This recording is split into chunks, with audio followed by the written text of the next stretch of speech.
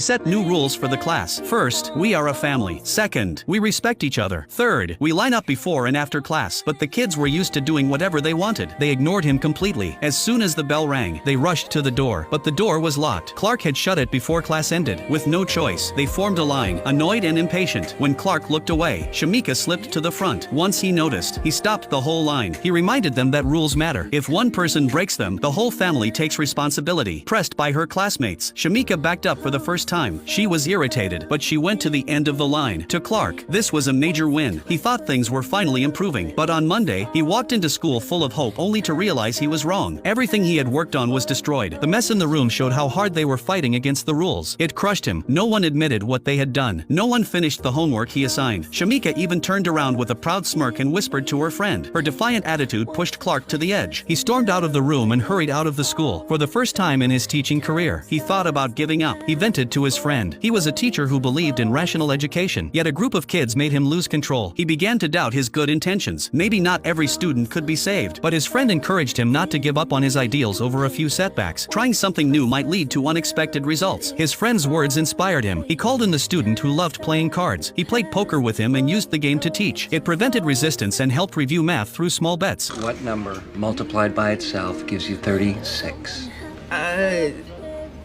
6?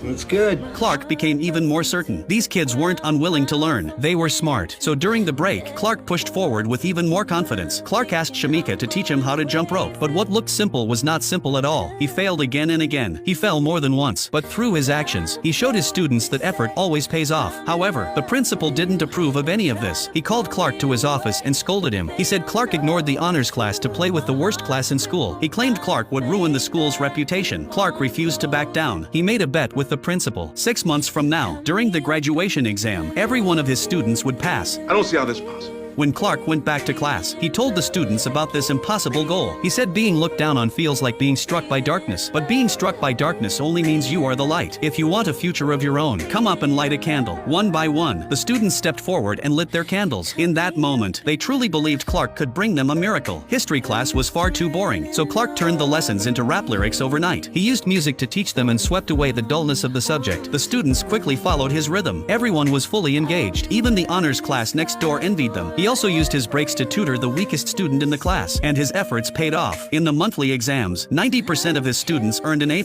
What Clark gave and what the students gave back finally met in the middle, and it brought results worth celebrating. But new problems soon appeared. Shamika, once the biggest troublemaker, was actually the most gifted student. Lately, however, she had stopped turning in homework. When Clark visited her home, he finally learned the truth. After school, Shamika had to take